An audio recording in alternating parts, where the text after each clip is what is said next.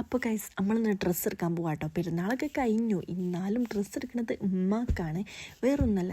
ഞങ്ങളമ്മത് വരെ ചുരിദാറിട്ട് കണ്ടിട്ടില്ല. അപ്പോൾ കുറേ ആയിക്കോണം പറയണം, നിങ്ങൾക്ക് ചുരിദാർ ഇട്ടാൽ രസം ഉണ്ടാവും, ബോറൊന്നും ഉണ്ടാവില്ല എന്നൊക്കെ.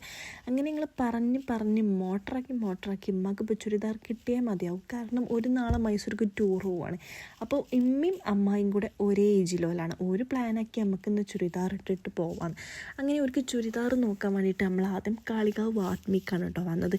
അവിടുന്ന് പിന്നെ ഒന്നും നമുക്ക് കോട്ടൻ്റെ ആയതുകൊണ്ട് തന്നെ സൈസൊന്നും മാച്ച് ആവാത്തതുകൊണ്ട് നമ്മൾ അവിടെ വേറെ ഷോപ്പുണ്ട്, ഓരോ തന്നെ വർണ്ണം. അവിടുന്ന് നമുക്ക് ഈ ഒരു ബ്ലൂ കളർ ചുരിദാറൊക്കെ കിട്ടിയിട്ടോ.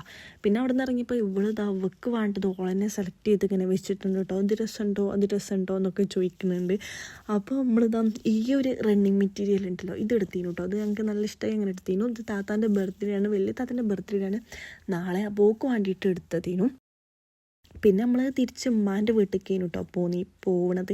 അപ്പോൾ അവൾക്ക് എന്തെങ്കിലും ഫ്രൂട്ട്സ് എന്തെങ്കിലും വാങ്ങിക്കാൻ വിചാരിച്ചു, അത് വാങ്ങിച്ചു. പിന്നെ ഇവളെ ഹെയർ ഒന്ന് കട്ട് ചെയ്യാണ്ടേനു കേട്ടോ, അതും കട്ട് ചെയ്ത് പിന്നെ ഞങ്ങൾ ഉമ്മാൻ്റെ വീട്ടിലേക്ക് എത്തിയപ്പോൾ അവിടെ നിന്ന് എത്തിയ ഉടനെ തന്നെ മാമാക്കും താത്തർക്കും എല്ലാവർക്കും മക്കൾക്കൊക്കെ അവിടെ എത്തിയൊരു ആക്രാന്താണ് കേട്ടോ. ഇതൊക്കെ പാടെ തിരിച്ചു പോരുമ്പോൾ കവറിലാക്കാനുള്ളതൊക്കെ ഓല് ഇങ്ങനെ പകൽ തന്നെ ആക്കി വെക്കും. രാത്രിയുള്ള തിരിച്ചു പോരും, എന്നാലും പകൽ തന്നെ ഒക്കെ സെറ്റാക്കി വെക്കും.